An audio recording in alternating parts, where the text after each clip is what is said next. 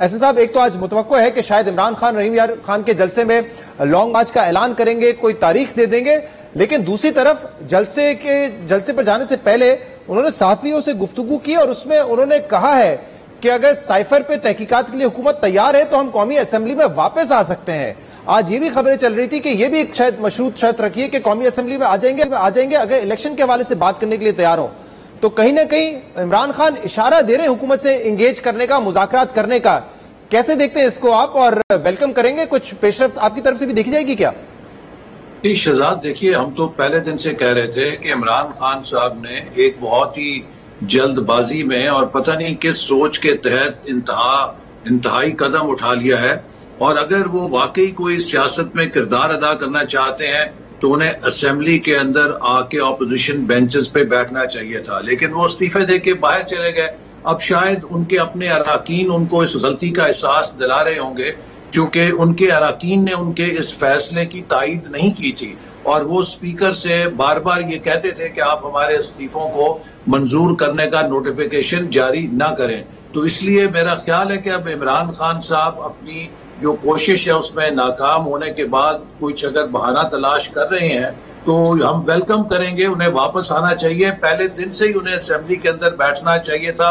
استعفے دینے کا ڈرامہ اور یہ سڑکوں پہ جانا بالکل ایک لا حاصل کوشش تھی جس میں انہوں نے قوم کو الجھایا۔ اور میں ایک بات ضرور کہنا چاہتا ہوں، دیکھیے آج پاکستان میں جتنی بڑی تباہی موسمیاتی تبدیلی سے آئی ہے، اس تباہی میں جس میں 1/3 پاکستان بری طرح متاثر ہوا ہے، ہمارے 3.25 کروڑ بہن اور بھائی متاثر ہوئے ہیں، سڑکوں پہ بیٹھے ہیں، پانی میں گرے ہیں، اس نے غیر ملکیوں کے دل جو ہیں وہ بھی پگھلا دیے ہیں۔ اقوام متحدہ کے سیکرٹری جنرل نے آنکھوں میں نمی کے ساتھ بات کی اس تباہی کی۔ جو بھی پاکستان باہر سے آیا ہے اس تباہی کو دیکھ کے وہ اپنی آواز بڑھانے سے یا آنکھوں میں آنسو لانے سے نہیں رک سکا۔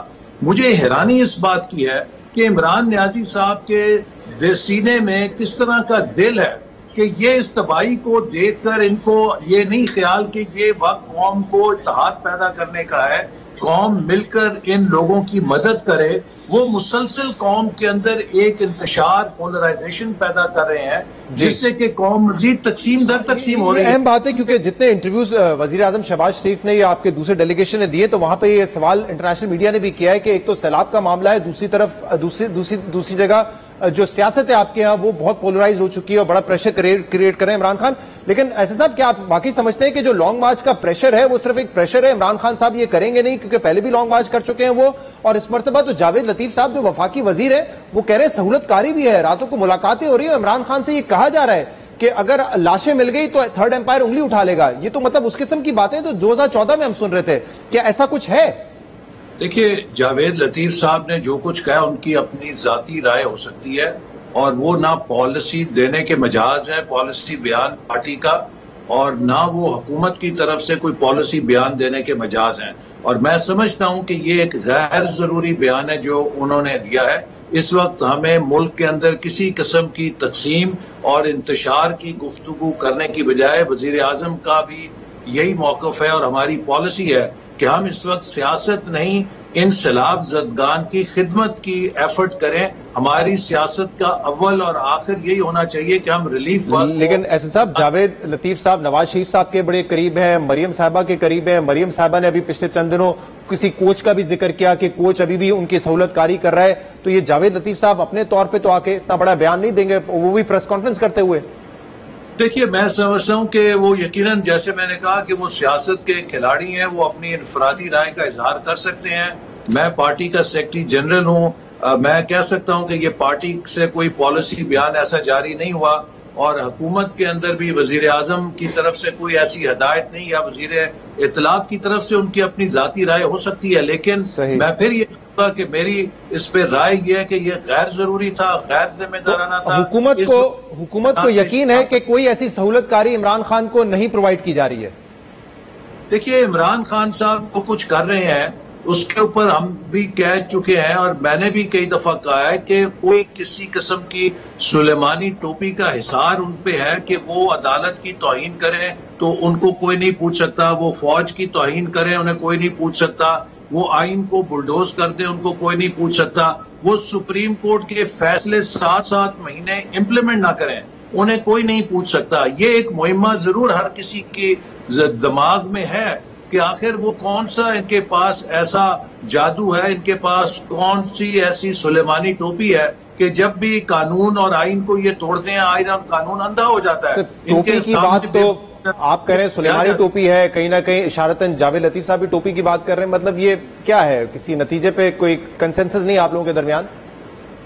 Well this is a $1 million question. لیکن میں پھر یہ کہوں گا کہ ہم نے اس ملک کے اندر جو بھی حالات پیچھے دیکھے ہیں اس میں اگر ہمارے قومی ادارے یہ کہتے ہیں کہ ہم نیوٹرل ہیں تو ہمیں اس کا خیر مقدم کرنا چاہیے. اور اس وقت چاہے وہ قومی ادارے ہیں، چاہے وہ سیاسی جماعتیں ہیں، چاہے وہ میڈیا ہے، چاہے وہ کوئی بھی ہے، سب کو اپنی رینکس بند کر کے ان سیلاب زدگان کی مدد کرنی چاہیے. دیکھیے وہ علاقے جو سیلاب زدہ نہیں ہیں وہ اندازہ نہیں کر سکتے کہ اس وقت 1/3 پاکستان کس مشکل اور کس عذاب سے گزر رہا ہے.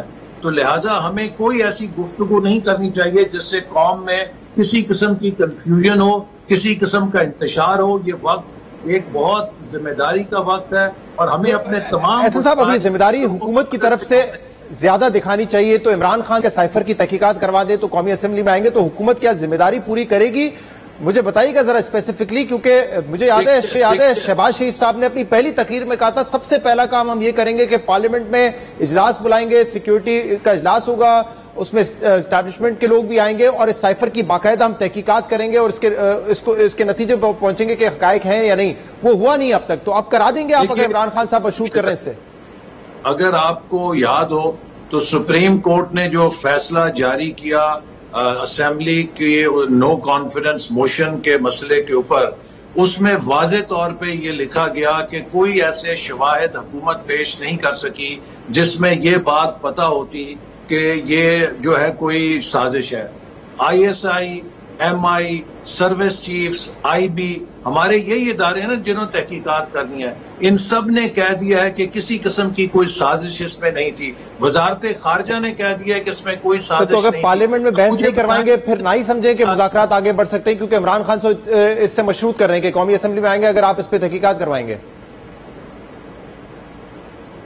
جی میں پھر یہ کہوں گا کہ دیکھیے وہ کون سے یہ جتنے متعلقہ ادارے ہیں جنہوں نے تحقیق کرنی ہے ان سب نے واضح طور پہ کہا ہے کہ اس میں کوئی سازش نہیں.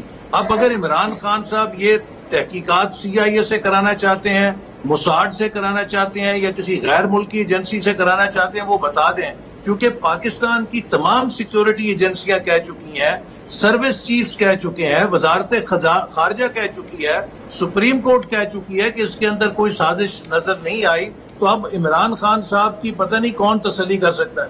صحیح. تو یہ بتائیے گا کہ آج لندن میں وزیر اعظم کی ملاقات بھی ہوئی ہے نواز شریف صاحب سے اور کافی ایشوز پہ بات ہوئی ہے. تو کیا آج یہ بھی حتمی فیصلہ ہو جائے گا کہ اسحاق ڈار صاحب جو کہ خود کہہ چکے ہیں کہ میں پاکستان واپس آ رہا ہوں، وہ سینیٹر منتخب ہوں گے، اپنا حلف لیں گے اور اس کے بعد جو ہے وہ فائنانس منسٹر بن جائیں گے، ریپلیس کر لیں گے مفتاح اسماعیل صاحب کو؟ واضح اشارے ہیں. تو ایسا فیصلہ ہو گیا آج؟ ایسا کوئی میرے ابھی علم میں نہیں، لیکن اسحاق ڈار صاحب ایک سینئر ہمارے ساتھی ہیں، وہ پاکستان آنا ان کا حق ہے اور پارٹی ان کے ضرور استفادہ کرے گی تجربے سے جب بھی. لیکن ان کا کیا رول ہوگا اس کے بارے میں پارٹی کی قیادت یا وزیر اعظم ہی کوئی فیصلہ کر سکتے ہیں. مجھے آپ سے اجازت لینی پڑے گی کیونکہ کے اوپر وزیر اعظم نے وہ ایک سیلاب کی جائزہ اجلاس شروع ہو چکا ہے، مجھے اس میں شریک ہونا ہے. جی احسن اقبال صاحب بہت شکریہ، آپ نے ٹائم دیا اور اچھی بات ہے کہ اب دنیا کو احساس ہو رہا ہے کہ نقصان بہت بڑا ہوا ہے اور پاکستان کی مدد کرنی ہے، کیونکہ کلائمیٹ چینج میں پاکستان قصوروار نہیں ہے، پاکستان اس کا وکٹم ہے. یونائٹڈ نیشن کے سیکرٹری جنرل کے حوالے سے آپ نے بات کی، پریزیڈنٹ US جو بائیڈن نے بھی اس پہ اسٹیٹمنٹ دیا ہے اور فرانس اور یونائٹڈ نیشن مل کے اس پہ ایک اجلاس بھی بلائیں گے تاکہ پاکستان کے لیے فنڈ ریزنگ کی جائے. بہت بہت شکریہ احسن اقبال صاحب ہمارے ساتھ موجود تھے.